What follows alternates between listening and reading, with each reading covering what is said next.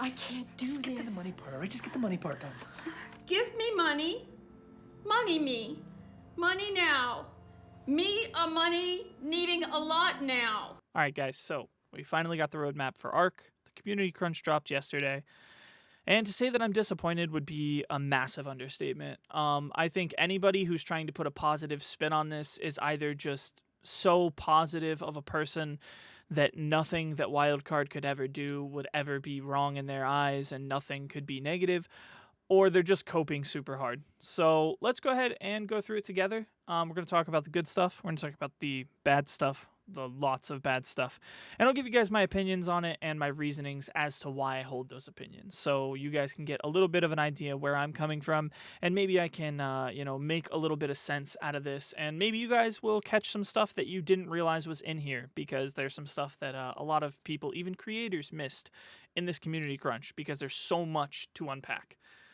So the first thing that we're going to take a look at, we've got a teaser for the Sabretooth for ARK 2.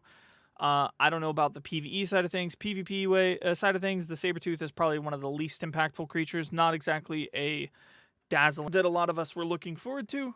It does look sick, but it's concept art. Look at the concept art for any of the maps that came out, and then look at what we got. There's not like one-to-one parity in that. Maybe the Sabretooth will be a lot cooler in ARK 2. It probably will be. It kind of got overshadowed super hard by the next thing, though, which was them announcing that ARK 2 has been pushed back to the end of 2024. That's right, you heard me correctly. I'm going to go ahead and repeat that. The end of 2024. The game that was revealed at the end of 2020 is now pushed back to the end of 2024. They say, we've put much thought into delaying ARK 2 for the betterment of the final product and its team's well-being. The news is disappointing to many. We feel it too, but we're confident that this heavy decision is the right one.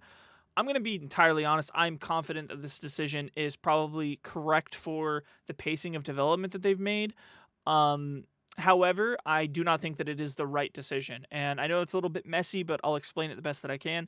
You revealed that you had this game that you were working on going on 2.5 years ago now at this point, at the end of 2020. Why on God's green earth would this game need to be pushed to the end of 2024 when it has been confirmed to be an early access release? So they say that, their goal is to make the game the best that they can, and all the buzzwords that you'd like to hear, and how Unreal 5 is really incredible and it's allowing them to do so much more stuff.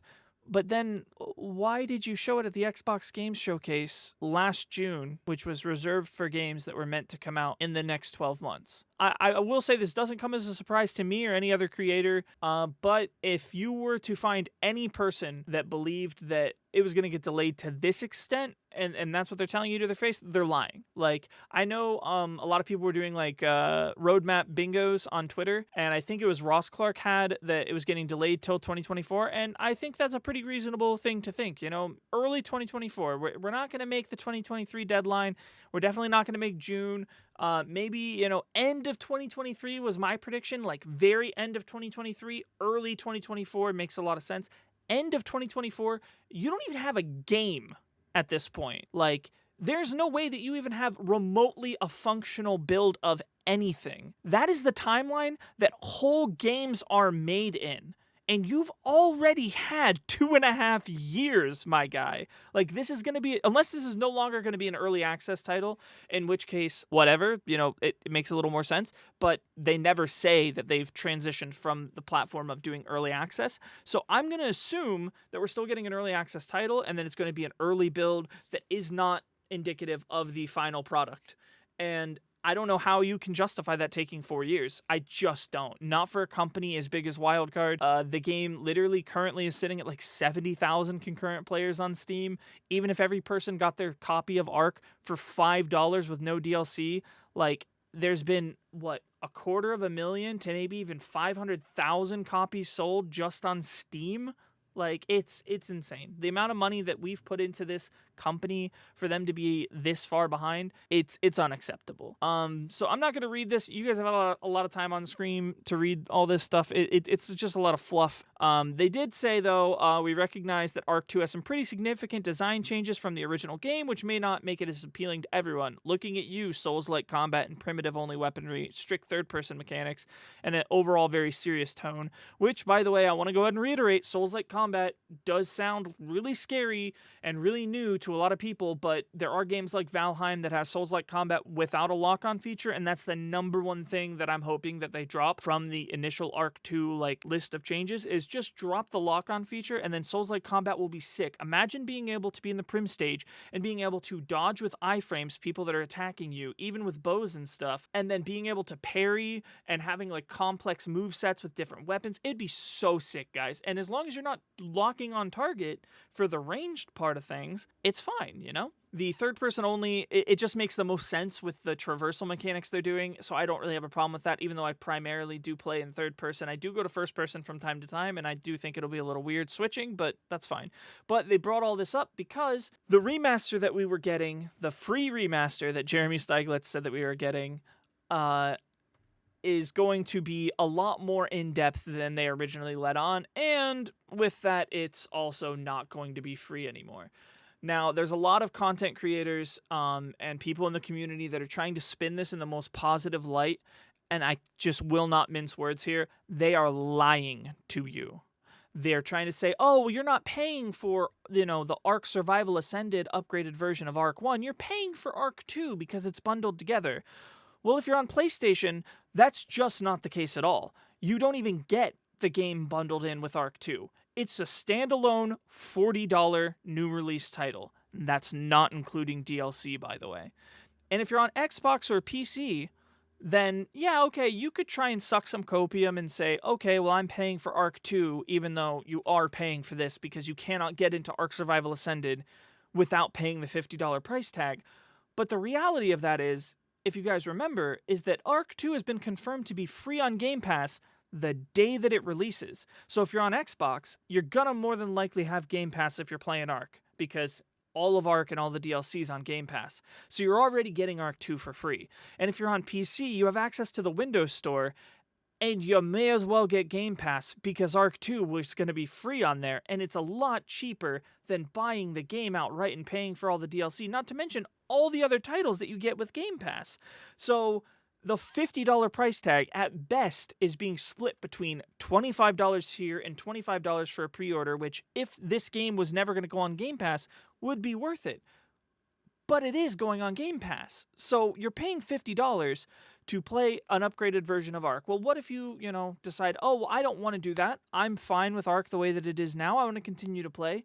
Well, if you're on official, the quick answer for that is too fucking bad. So if you scroll down here in the Community Crunch to live operations, official servers with the launch of Ark Survival Ascended at the end of August will be all taken offline. All Ark Survival Evolved servers are gone. Official, PvP, and PvE, all of that is gone. So if you're a PvE player that plays on official, which I know a lot of you PvE players play on official, that's gone. It's just gone. If you're somebody who's in a mega tribe on 1x, your shit's gone. If you play small tribes, it's gone. By the way, there's no mention of small tribes for Ark Survival Ascended whatsoever. So there's a very non-zero chance that we are just not getting a small tribes experience. If you're playing unofficial, you could still play there, but the servers are going offline when Ark Survival Ascended releases. And I don't know if you guys, get this or not, but probably somewhere around 70 to 90% of the community is going to convert to that version, even with the price tag. So you're going to be left with 20 to 30% on the best end playing unofficial, and it's going to have less features. So it's not really so much your choice whether or not you upgrade, it's you now have to pay us for the game that you've been playing and paid for already. You have to pay for it again. Now, that cock sandwich would be enough to swallow if not for the fact that the DLCs are also going to be paid. So in order to get Scorched Earth, Aberration, and Extinction, you have to pay $20. And then in order to get Gen 1 and Gen 2, you have to pay another $20. So that's a total, if you're counting, boys, of $80 for the content that is already available to you on PlayStation as of right now, and $90 for the content that's already available to you right now on Xbox and PC. But that's not all. That's not enough money. They're also going to be adding another canon story arc in Q4 of this year for the new game, which I'm going to conservatively assume is just going to be like $10, $15, but that bumps it up to over $100 that you're going to have to spend to get access to all of this content. That is ridiculous for something that we were told was going to be free. And now, I don't think that it should be free, okay? I think that the original scope of the project was they were going to take the code that they rewrote for Arc 1 for the Switch port, and they were going to use it to convert Arc 1 into Unreal 5. And when they decided to do that, they ran into a bunch of problems, and it was a lot more work than they thought. And they said, well, if we're going to do it, we may as well test some new features, make some new quality of life improvements, which we are going to get to. There are some really cool things that they've put in here.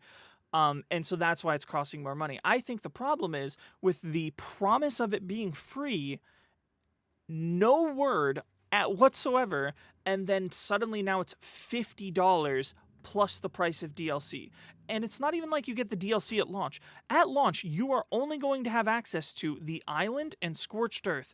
Yeah, the base game will include the island, Survival of the Fittest, and all non-canon DLC maps, which will be added over time. So that means if you buy the game without any DLC, you will eventually get access to things like Ragnarok and Fjordur and Valguero and all these other non-canon maps, which, is great, but it's over time. And if you look at the project here, and you look at, the fact that it's coming out in August of this year, and it's going to release with Scorched Earth and the island, but then Aberration doesn't come until the end of this year, they're not going to release anything that has Aberration creatures before that timeline. Just like with Extinction, anything with Extinction creatures won't release before Extinction, which is Q1 of next year. And then Genesis isn't until Q1 and Q2 of next year. So I would assume, realistically, it's going to release in the same chronological order that we got last time. We're going to have Island, then we're going to have Scorched, we're going to get the Center, then we're going to get Ragnarok, then we're going to get Aberration, and so on and so on. I personally think that there's some really cool stuff now with the upgraded version of Arc. So we're going to go through that, and we're going to bring the tone down a little bit and make it a little less, hostile. But just keep in mind that anybody who's trying to tell you that this bundle is you paying for Arc is lying to you. Like, just keep that in your mind. You were lied to about it being free, and now people within the community are now trying to push that lie for their own gain. It is primarily content creators who are pushing this. They are doing it so that you will buy the game, so there will be an audience, so they can continue to make money. Now, let's go to the features that they're adding and all the improvements. So obviously we have the Unreal Engine 5 overhaul with Nanite, Lumen, and RTX DI, all this cool new lighting and stuff, dynamic water, interactive foliage. If you bump into a bush, it's gonna move. And if a tree gets hit or you fly through it, the leaves will move. That's great. That is cool, right? We expected this, though. Arc Unreal 5 performance gains, instance rendering, large bases, etc. So your large bases are going to be a lot more quick to load, and they're not going to be as laggy. Threaded server networking, so there's not going to be as much lag from different people joining the servers and leaving and things. Native physics engine, so we're going to have a lot better physics. I don't know how that's going to affect anything more than dropping items on the ground and maybe like gibs from things exploding, but that is cool. The big ones now, cross-platform multiplayer. If you're on Xbox, PlayStation, or the Windows 10 store and you're like, man, I really want to play with people that are on Steam, you're going to be able to play with everyone now. Xbox players, PlayStation players, people that are on the Windows 10 version of Arc, people that are on Steam, any version of Arc, it's all going to be one version of Arc with Arc Survival Ascended. And that's really, really cool. And I think that's going to do a lot for the community. I think it's going to make it to where PvP is a lot more fun and engaging because there's a lot more people. It's going to bring a lot of people back. It's going to, make the barrier for entry not a PC if you want to play at the highest level, which is, really problematic. And another big part of that is going to be cross-platform modding. Now, we knew this was coming with Arc 2, but we are actually confirmed to be getting this with Arc Survival Ascended. That's going to get hard to remember. I'm just going to start calling it ASA because it's a whole new game for all intents and purposes because Arc 1 is going to be killed. So just, keep that in mind. But we are going to get cross-platform modding. It's going to give people the ability to make new mods for the game, for any version of the game. And it's going to make it to where there's parity across, all platforms. So if you're watching somebody on YouTube and they're playing a mod and you say that mod looks cool, it doesn't matter what platform you're on, as long as it's one of the major ones, not Nintendo Switch, because I don't think that Nintendo Switch is getting Survival Ascended currently, or maybe I missed that. I will scroll down and find out. But if you're on the major platforms, you'll be able to use any of the mods that are on there. So the modding capability will include full blueprint support, stacked mods and maps, everything that is currently possible on the Steam version of Ark, which means things like MTS cave changes, things like, adding new items and progression to the game, making whole new maps. Like, you're not going to have to wait for somebody to make a new map and then Ark to say, I want to put this in the game if you're on console anymore. You can actually just go and download people's maps. And there's a lot of maps that are out on Steam right now that are really cool. So that's going to be great for especially the PvE and the single player community. There probably will be some niche adoption of community made maps in the PvP scene, but I would not expect it to be like a big part of it because people, like the consistency of wipes and stuff like that. This part here, a lot of people were worried about the premium mod system that's going to be reviewed by Overwolf and Wildcard, and they're going to do a 50-50 revenue split with the mod authors. I think this is going to fall flat on its face, personally. I don't see any of the mods that end up costing money becoming like a staple mod or anything like that. And like somebody said, if a mod such, as S Plus or something was to be made on Ark Survival Ascended, and it was put in the premium mod store, somebody's just going to make the same functionality for free and then collect donations, and they're going to make more money anyways. So it's a cool idea to give, a way for people to directly support mod authors, but I don't see it being adopted that widely. So I wouldn't worry about that too much.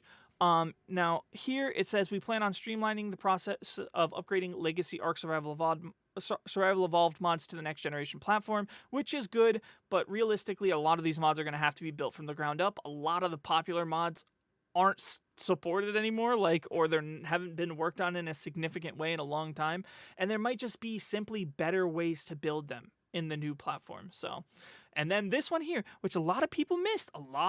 This. There's going to be a cross-platform anti-cheat. Does that mean that you're never going to run into a cheater? No. Does that mean that you're going to run into cheaters a lot less? Yes. And that is a guarantee, 100%. There will be cheats made for the game, but they're going to be a lot more expensive than they currently are. And you're going to run into them less because the anti-cheat's going to be across all platforms. And Sony takes cheating very, very seriously. So if they get this on Sony with crossplay, you can rest assured that anti-cheat's going to be pretty beefy. Survival of the Fittest got some significant, changes and stuff that's going to be coming to it. Nothing that I really need to touch on too much because I'm not a big SOTF guy. They're going to integrate it into the main game, so when you go to the main menu, it's going to be there. They're going to upgrade it to Unreal Engine 5 with cross-platform and cross-modding support, just like the main game, so you can have modded SOTF with, big, new dinos and new maps and all that stuff and changes to make it more competitive or less competitive or whatever you want it to be. They're adding a Scorched Earth map for SOTF, a matchmaking queue, which is really cool, character creature customization with cosmetics, local lobby where you can group up with your friends, configure the look of your survivor dinos, and queue up for lobbies together. They're making it a more fleshed out experience, which I think is a really, really good idea, and I hope that SOTF in some way or another makes its way into Ark 2, because I feel like this is a nice approachable way for people to get into Ark who aren't into Ark.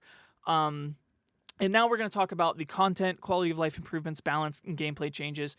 That this list, like they say at the bottom, is not exhaustive. It doesn't have everything, but this is the meat and potatoes. This is the only silver lining that's keeping this cock meat sandwich from choking me out for having to pay for this game again, and all of the people that watch my content having to pay for this game again, which I do not like at all. We are actually getting some new features, and they're not from the list of these. It's not like an insane amount, but it is enough that justifies it costing some money for the production of this game. It's basically going to be like, people have been calling it Ark 1.5. We're not getting a whole upgrade to where it's going to feel entirely different, but with all the new changes to the graphics, all the new changes to the systems that we have in place now, all the bugs that are going to be fixed by the new code, and then all of these changes, it is going to feel pretty fresh. So we're getting a mini-map that has pan, zoom, pings, etc. to the SOTF mini-map, which is going to be really good for locating people in your tribe when they're like, hey, I found a dino, it's over here, I found a base, it's over here. They can ping. You're going to have a mini-map so you can actually see where you are, and it's going to give people a better understanding of the maps that are new. There's going to be new structures like display cases and smaller tech teleporters, which is really cool. And there's already like the small tech teleporters is like a staple in Unofficial on Steam. For getting around bases and like just setting up small little TPs from place to place for players and not for tames and stuff. Display cases will be cool for PvE. Maybe you'll do something with it in PvP, but I really doubt it. Building quality of life improvements like snap fixes, increased foundation support, foundation height adjustments, and more is going to be insane. The building system in Ark is by far not the worst, but it's definitely not the best. They're adding a queuing system, which is going to be absolutely mental for the Unofficial community. It's going to completely make it to where you don't have to buy whitelist on every server that you want to play, which is great. For the official community, it could be very problematic, and there's a lot of reasons that they might need to either get rid of it entirely or at least tweak it. The primary reason would be PvP. If there's a big war going on and there's 20 people on a 70-slot server that are defenders, and then suddenly 50 people load into the server to attack them, and another 150 load into the queue, that means that 200 people have to disconnect before any more defenders can get on, and that's pretty unfair. So we'll see how they approach that and if they, take that into consideration or not. There's a new third-person camera with the option to opt out. I'm assuming this is going to be the third-person camera that is going to be more similar to the one that we're going to see in Ark 2, because that's going to be a fully third-person game. So a better third-person camera will be pretty nice. I like the one that we have now, but, that's fine. Directional sprinting and walking, so we're actually going to be able to strafe properly now instead of just moving side to side in PvP. You're going to actually be able to sprint while shooting a 90-degree angle left to right, which is pretty cool. The ping system, like I said, it's going to make it to where, pointing stuff out to your blind teammates like me is going to be a lot easier. An improved gamepad cursor, I would assume that's just going to make it to where there's a little bit more parity between using mouse and keyboard and a controller, because right now it is vastly different. Chibi slot and skins tab doesn't sound too interesting, but then when you consider the fact that a chibi slot will allow you to be able to level your chibi while having the functionality of a shield, that's pretty cool. And a skins tab will keep the skins from cluttering up your inventory and likely give you access to them on the fly, which is also really cool.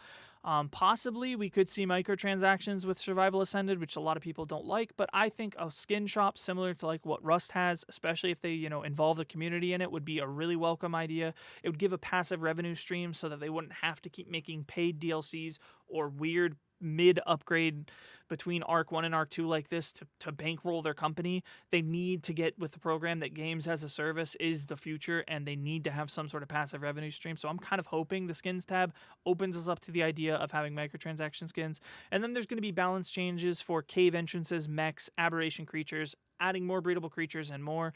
This is all super great. This is clearly stuff that they've seen from the community complaining about it, and they've listened.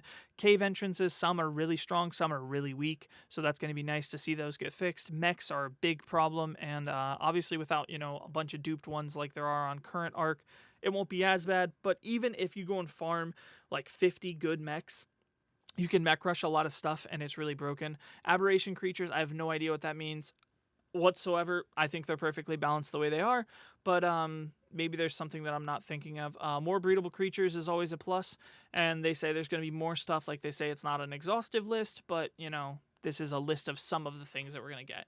Now, as far as live operations go, in June for Ark's 8th anniversary, they're going to release the final content update, which includes the new dino that I'm not even going to pretend I know how to pronounce. It's the Sky Giga bug thing. It looks super cool. I'm really stoked for that still.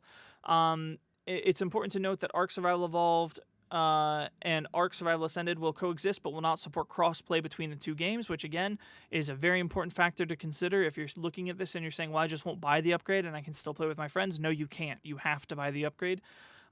It will have undergone profound functional changes, which prevent it from being compatible with the previous game, which in my opinion was an intentional design so that they could pull more money out of your pockets. They plan to develop and release Ark Survival Ascended exclusive holiday content that takes advantage of the next-gen pipeline released in mods, so they're always available to play. That's cool, whatever. I don't really care about holiday events. Like I said, the official servers are being taken offline. You can still play unofficial and single player, so if you play a single player or unofficial with your friends on like a small server, it's not going to affect you. Unfortunately, looks like Primitive Plus, Split Screen, and procedurally generated maps are all getting the axe. They did, however, say that they're going to look into releasing the source files for Primitive Plus, which honestly is better than the alternative of just keeping it in the game, because if they release the source code, some mod author is going to pick that up. They're going to fix it. Primitive Plus will actually be a functioning thing. And at the very least, there'll be some community with a fully functional Primitive Plus, which is cool.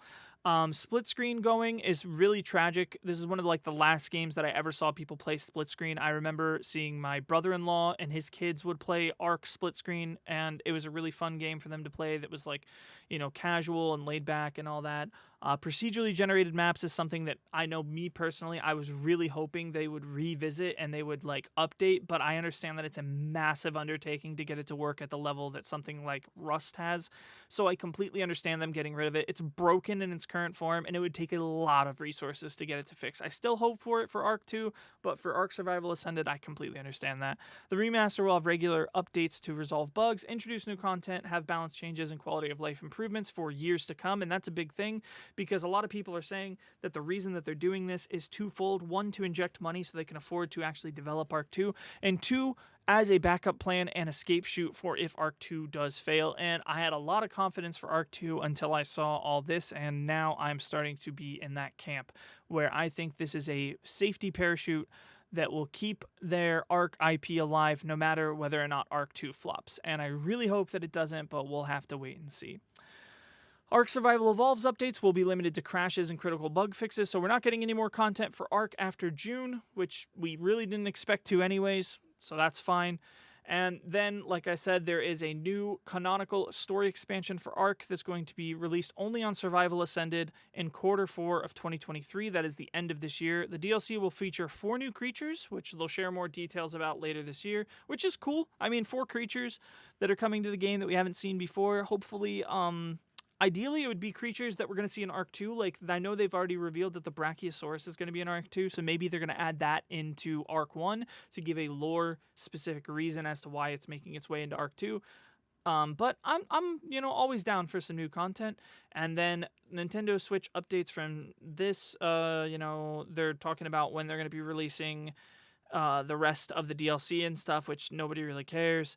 And they're going to revamp Ark Mobile, which is cool. Definitely a cool thing to see.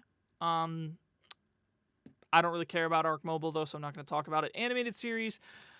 They've said they've completed the animation and cast recording for all 14 initial episodes. They're currently in post-production. They're doing the VFX, sound mix, etc. They're delighted to see how it turned out. It's an epic, melodramatic love letter to dinosaurs, fantasy, sci-fi, and, of course, Ark itself. I really wish we got more info on this, but this is one of the things that I'm perfectly fine with them slow playing. I think that it would be really good for them to find a platform that is going to support the series through more than one season, because there's multiple seasons worth of content in the lore for Ark, and this is only going to cover, to my understanding, the first season is only going to cover the island. They could realistically have all the story maps and additional content beyond that if they even wanted to. So I hope that they find a platform to stream it on that can, support them in that. And I know that one of the co-founders of Ark said, even in an interview, that they were ideally looking for a studio like Netflix or, some other streaming platform that would be interested in working with them on feature-length films as well, which I know might sound kind of funky and why would they make feature-length films? But, think about it, man. Think about how cool a feature-length film of Ark with all the cool, dinosaurs and, wars and stuff. It would be sick. So, animated series, we didn't get anything new. Conquest Season 5, nobody cares, and that's pretty much it, guys. So, just to recap really quick, Ark 2 coming out in 2024. It's going to have a cat in it, nobody cares. Mobile is getting revamped, nobody cares. We're getting shafted for between $40 and $120, somewhere in the ballpark, but don't worry, that cock meat sandwich has the garnish that it's going to actually have a bunch of new stuff, including cross-platform and cross-platform modding. So let me know what you guys think down in the comments. Are you guys happy to be getting shafted and having your wallets stolen by Snail Games once again? Or are you guys in the camp with me where you think that this is really shady business practice and hope that they learned from this? Anyways, that's pretty much it, guys. See ya.